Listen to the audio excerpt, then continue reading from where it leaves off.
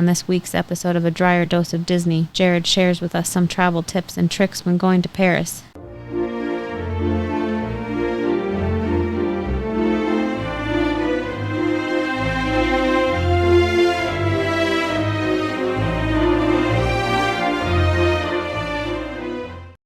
Welcome to this week's episode of A Drier Dose of Disney. I'm your host, Jared Dreyer, and we're back. So we've been traveling the last few weeks of this summer. So we went to Disneyland Paris, which you know about from our previous episodes, as well as when we got back. Immediately, we turned around and went to Orlando, to our condo down there at A Drier Dose of Disney, and spent a few weeks in Orlando doing what we do, going to the Disney and Universal parks and having a great time with friends and family down there and just really celebrating all things Disney. And we had a fantastic time. So we are back now. We are back in Denver, back home, and getting back to our regular schedule. So we've got a handful of really great episodes that are going to be coming your way over the next few weeks as we get you caught up on our summer and all the cool things that we did. But before we dive into today's episode, which we're going to talk to you today about traveling back and forth to Paris. So we gave you some updates a few weeks ago about the planning to travel to Paris, Disneyland. And then a few weeks ago, we also gave you an episode where we talked about the differences between Disneyland in Paris and the Disney parks in the United States. And today we're going to talk about some travel specifics. So these are some of the best practices, some of the things that we learned along the way, some of the things we like, some of the things we didn't like, and things that you need to prepare for if you're going to be traveling to Paris to go to Disneyland Paris. So we've got a really fun episode for you today. But before we dive in, let's go ahead and hit that pause button and find that subscribe button and smash that so that way you're going to be subscribed to our content as we get episodes released to you. Hopefully each week. We do have a few weeks of episodes coming for you, and then we may take another break as we plan our next international trip, but a lot of cool things coming. So definitely you're going to want to subscribe to wherever you're listening to this podcast, or if you're watching it on YouTube. And then we do ask, hey, if there are any tips or tricks that saved you some time or money, support us over at Patreon. You can find that down in the links in the podcast description below or on the YouTube description. And every little bit helps us keep this podcast going. So we thank you for your support there. And then in addition to that, at our highest tier, we do have our best ever Disney tip or trick. And it's going to teach you how to skip some of the lines there. So if you want to get, that's going to be at our top tier. And then you can see over my shoulder here, we've got the I Can Do This All Day Tip of the Day merchandise, which is a really cool logo. It doesn't say anything about the podcast. It's just a cool logo that you can wear to Disney. We've got some cool merchandise out there with shirts, backpacks, and all that over on our Etsy shop. So you can also find that down in the links below. So go ahead and check that out and support the show that way too. Every time we wear that gear to the parks, we always get comments. People are like, love the shirt, love the logo, because it looks like Captain America's shield. And it says, I can do this all day with the Disney park in the center. And it's just a really cool logo. So we have a lot of fun with that. So definitely check that out over on Etsy. But let's talk about the next episodes that are going to be coming your way. So we've got next week, we'll be talking to you about the refurbishment of Tiana's. And so this is the old Splash Mountain ride and the changes there. So we are going to talk about that. And then we did our anniversary dinner this year at Teppan Edo over in Japan at Epcot, which is the hibachi restaurant. So we're going to give you some updates on that. And then we had some family that came out and visited us this summer. And for the first time ever, we rented a wheelchair at the park. So we're going to talk about our experience renting a wheelchair and what that was like navigating the park. So some cool episodes coming for you over the next few weeks. But like I said, today we're going back to Paris. We're going to talk to you about the travel to Paris and how that all went, what we liked, what we didn't like, and really highlight some really cool tips and tricks for you here in this episode. With that, let's jump right into it. As you guys know, in June, we went to Paris for a week and went to Disneyland Paris and spent a couple days in the parks, as well as we went to the city and visited the city, which it was just absolutely incredible. It was a trip of a lifetime. And it was funny because we were talking about within our family. So between my wife and I, we were actually the first ones to ever go to Europe. So that was a cool experience for us to be the first ones in our family to go to Europe and to go try it all out. And trust me when I say it was totally safe. It was easy to do. It wasn't complex. It wasn't difficult at all. And we had a great time and we got to see all the famous sites and we absolutely loved it. So we will definitely be going back to Europe sometime soon in the future. We've talked about some cruises we want to do and seeing all the different parts of Europe. So a lot of exciting things that are going to be coming for us in the next few years. And of course, we definitely want to do Tokyo Disney, Shanghai, and Hong Kong as well. So we'll be giving you all those updates. But we loved Europe. We thought it was an amazing trip. So we definitely want to encourage our listeners, go check it out if you've never been. It's so cool to go over there and to see all the cool sites and all the cool landmarks and the cool history and the art and all that. So lots of exciting things over there, and we got to experience it all in Paris. And so we're going to talk to you about how to get in and out of the city and what we saw and the best practices, like I said there. So my first tip for you is that obviously if you're going to travel internationally, you're going to want to get your passports set up. That's going to take you a little while to get done if you've never done it before. And that's going to be for everyone in your party, including all the kids and whatnot there. And to do that, you can do it through your local post office. That's how we did it. We went online to the post office website and set some appointments to go in. You're going to need to take things like birth certificates or driver's licenses, and you're going to have the whole packet all filled out, ready to go. It's a pretty easy process. You do need to bring your passport photos with you, so do get those in advance. You can do those at Walmart. Sam's Club used to do it. I don't know if the one in your area does. Walgreens usually does it. So if you can find a store that does passport photos for you, that'll make it really easy. But you're going to take all that in and you're going to drop it all off at the post office. They're going to notarize everything and send that in for you. And it takes a few weeks. It took us about 6 to 8 weeks to get our passports back. So you definitely want to start this in advance of your traveling. And not only just so that you're prepared for your travel, but even when you're booking your travel, sometimes they will ask you for your passport information so that they know that you're ready to go. So you're going to want to do this well in advance. Now, for most adults, you do get a 10-year window with your passport. For kids, you're only going to get a 5-year window. And most places you travel to will cut you off 6 months before your passport expires. So you're definitely going to want to be aware of that if your passport, if you already have one and it's coming up on its expiration date, they're probably not going to let you travel if it's very close to the end of that. So again, I would get out there, get it renewed, get it ready to go, and make sure you plan your passport stuff well in advance. And then once you have it, like I said, the kids are good for 5 years, adults are good for 10 years. You've got a really good window that you can travel in. And we've had ours for years because we like to cruise and we go to all the different islands. And so it was real easy for us because we didn't have to do anything special for this trip. So you're going to want to get that well in advance. We're going to start, though, after the passports, talking about our flights. And we talked a little bit about this on the episode where we said we were planning our trip. And I want you to know what we did is we planned our flights and I looked for the best price possible. And I found a discount airline called French Bee that flies out of Newark Airport, out of New Jersey, or out of Miami, and that will go directly to Paris. But for us, we live in Denver, so we had to get flights out to those cities first. And we ended up going through New York City and thought, hey, it'd be cool to see the city there as well. And so we got all that planned with a connecting flight to New York, and then we had to traverse to another airport.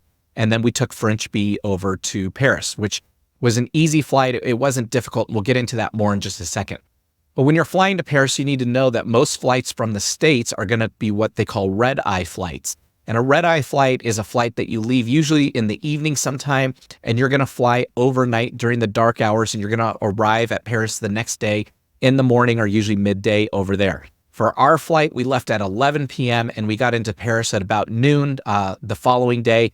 And so you're supposed to, if you're able to, sleep on that flight. And our experience was it was very difficult to sleep on the flight as the attendants are going up and down the aisles. They're giving out food, giving out drinks.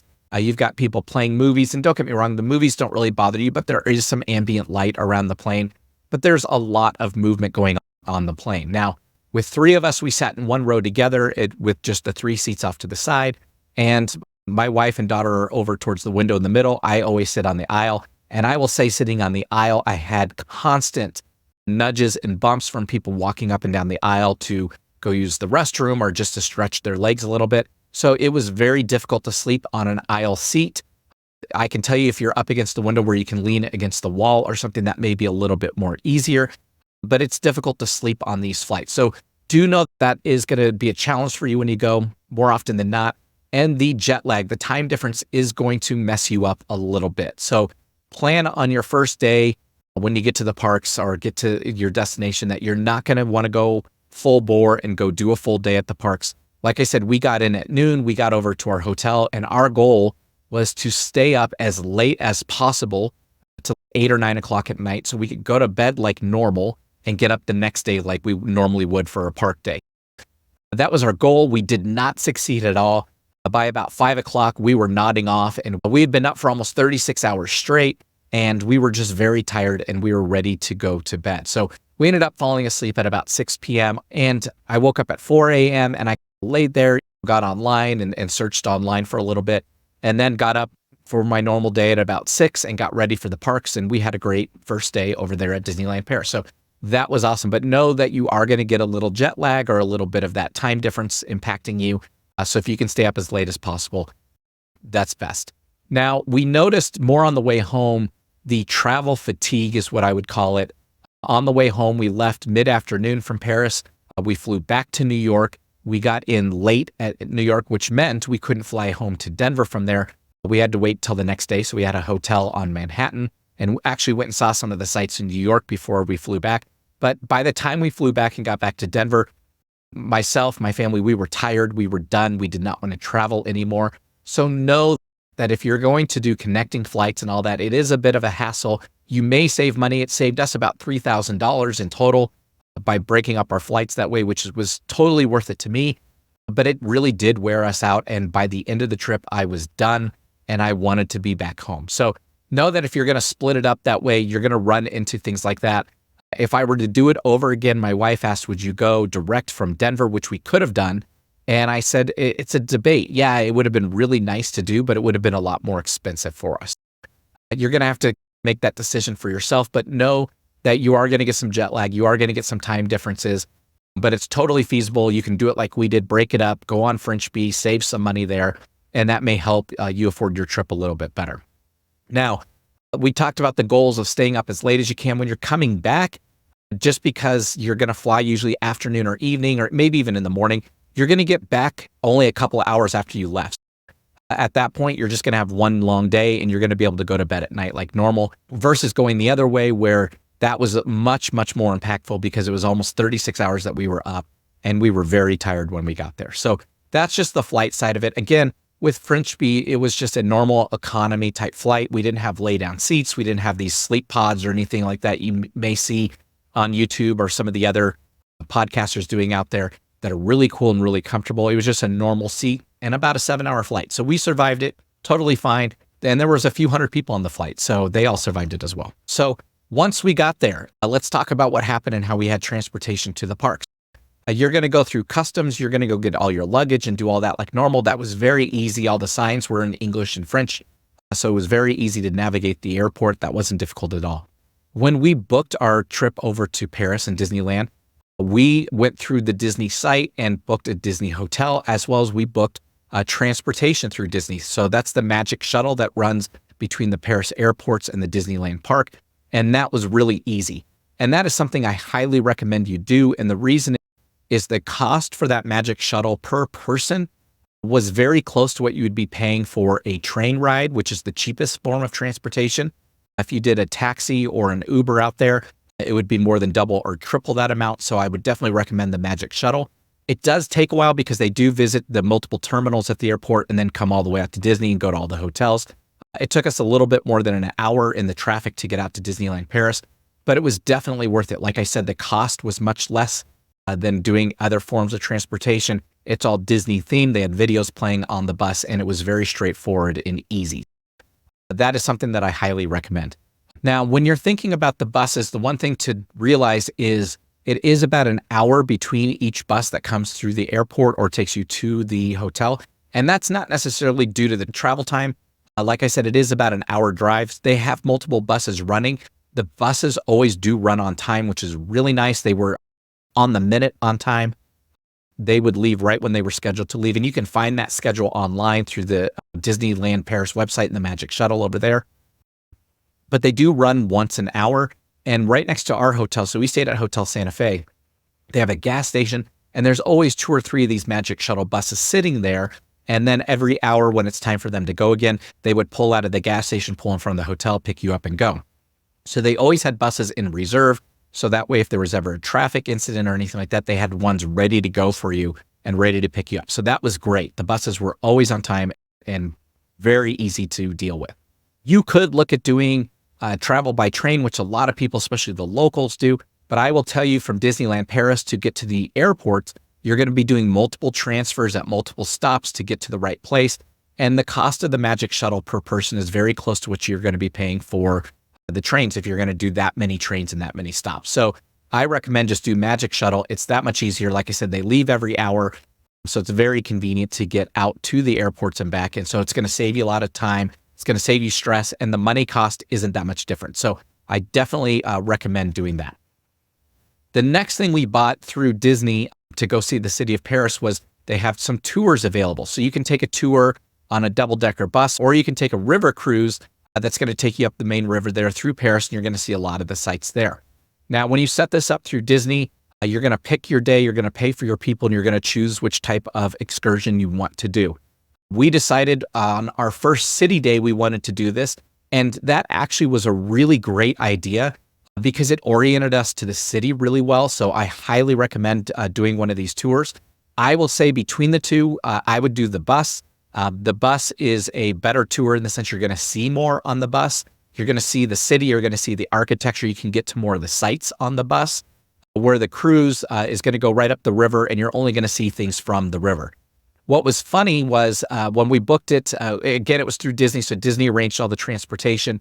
When we rode out there to go board, our bus was full of people from Disney, and every other person on our bus was going on the river cruise, which was surprising. We were the only family that went on the bus, and once we went through and did it all, we were surprised with how much we saw, how much we loved it, where the other people that were on our bus came back and said, yeah, we saw a couple things. We saw the Eiffel Tower, we saw a few of the landmarks, but they didn't see as much as we did. So definitely would recommend you to do the double-decker bus tour if you're going to do that.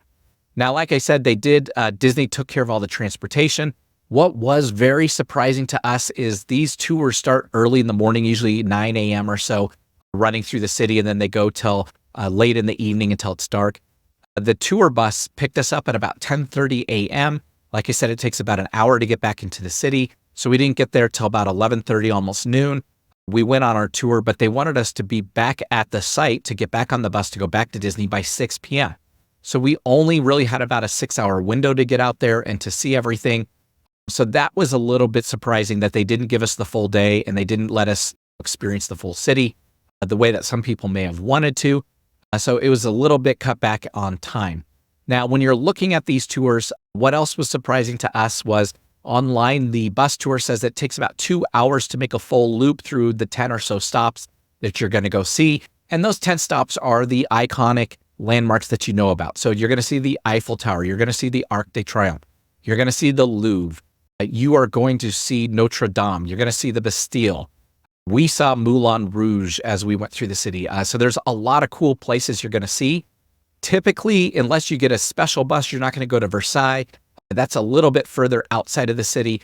But everything else that's in the city, all the famous landmarks that you've heard about or read about or seen movies on, you're going to see on the double-decker bus as you go through the city. So that's really cool. But like I said, online, it said that the full tour would take about 2 hours. So when we got on at about noon, we thought, okay, 2 hours, we're going to have plenty of time. If we have 6 total hours, that we can stop at some of these sites, take some pictures, maybe go get some food, get some lunch, and really see Paris. What was surprising, again, was the fact that it took us over 4 hours to get through the full loop. We were very glad after the first couple stops that we went on that we did not get off. And the reason we were glad is we realized that the traffic was a lot busier than we thought it would be. And this was on a normal weekday while the kids are in school, because they're in school during June. We were surprised. The traffic was pretty bad. It took us a while to get between these sites. And it took us about 4 to 4.5 hours just riding on the bus to get around to all of the stops and get back to where we originally started. So do keep in mind, if you're going to do this, I would not advise you to think that it's only going to be 2 hours. It's going to be much, much more than 2 hours to get around to all of them. And then if you want to stop and get off the bus, which you can, they have buses that come about every 10 to 15 minutes to every stop, and you just get back on the next one. You can go see the sights. And we did get off at Notre Dame. We went and saw the cathedral over there, and it was really cool. And we went down a couple back streets over there and found a great place to go have some lunch and had probably the best food we ever had in Paris in our entire stay doing that. So I recommend go find a great place to eat. But Notre Dame was the only place we got off the bus other than where we started and stopped, which was the Arc de Triomphe, and then the Eiffel Tower. And the reason is because the Olympics, the path was broken. And so they had to shuttle us funny between the two sites there because of the Olympics and everything that was going on there. So we did have those two stops that we were out of the bus at the Arc and at the Eiffel Tower, but the Notre Dame was the only other place we got off. We did think initially we wanted to get off at the Louvre and run into the Louvre and go find the Mona Lisa and some of the other famous pieces of art. But looking at the line when we got to the Louvre, we were like, there's no way we're going to get through this line. There's no way we're going to get into the museum and find stuff and get back in time. So we decided not to do it. And we were so glad we decided not to. We had another day planned for Paris. So we said, this is what we'll come back and do. We'll go to the Louvre on the next day and not worry about it today. And I'm so glad we made that decision because the tour did take quite a while to get through. Now, the really cool thing about the double-decker bus tour is, of course, you can sit upstairs, you can sit in the bottom, whichever one you prefer. We did sit up top. It was a nice sunny day. I wore my hat because you can see with my bald head, if you're watching us on YouTube, that I probably would have gotten burned. But I definitely love being up there in the sun. And then they give you a headset that you can plug into your seat because every single seat had a jack. And you could plug into the headphone jack. And on there, you could select your language. And the tour was telling you about what you were seeing as you drove by.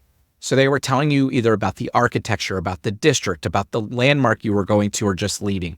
And it was really informative and it's all in English. So that was totally awesome. So absolutely loved that piece of it because we got a great amount of history and a great amount of information just by riding the bus and seeing all this stuff. So that was really cool. Again, I would recommend if you're going to go out there, definitely choose the double-decker bus. You're going to see a little bit more.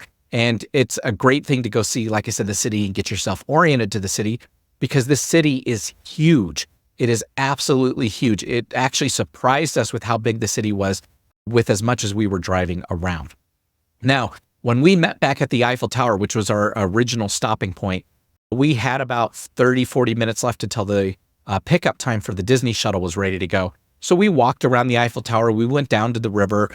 We checked out all the cool stuff around there, and it was absolutely amazing. But when it came time to leave to go back to Disney, I'm going to warn you, you need to be on time. You need to be ready to go. So we were there about 10 minutes early, and the bus driver was already out there collecting tickets, getting everyone checked in, getting everyone on the bus. And as soon as that 6 o'clock hour hit, they pulled out and they left. And unfortunately, there was a family left behind. And the only reason we know that is about halfway through our drive on the way back, so about 30, 40 minutes into it, the person that was hosting up at the front got a phone call because they did give out their cell phone number. And it was the family that was left. And they said, where are you?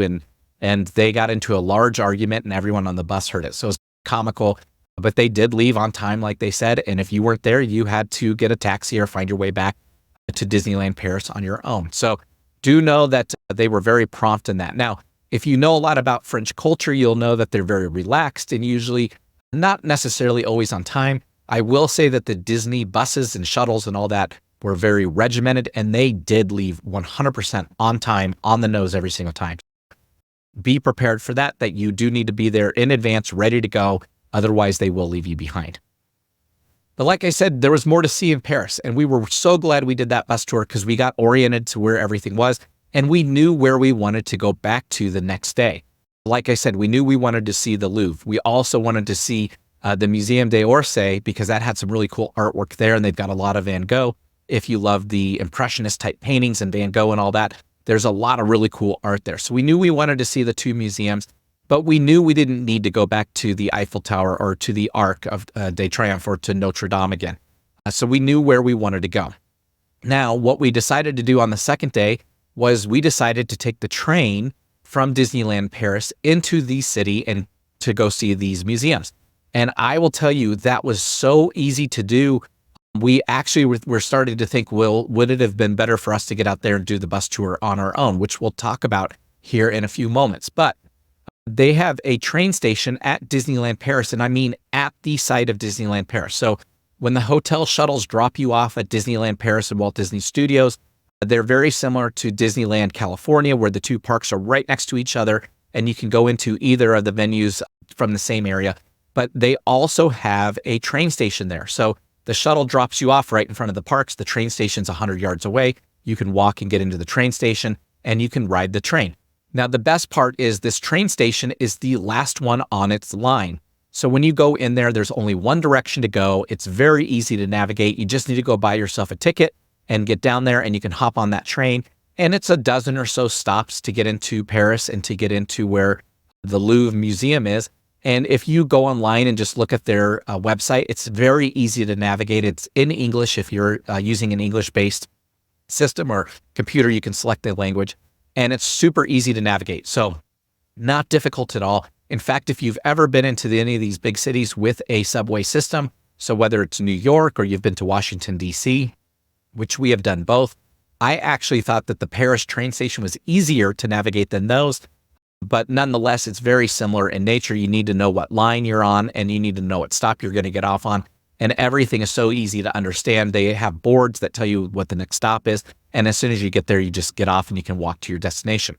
It was also very inexpensive. It was only a couple dollars for each one of us each way to get there. We did buy a round trip ticket, which made it real easy as well. So it was awesome to do.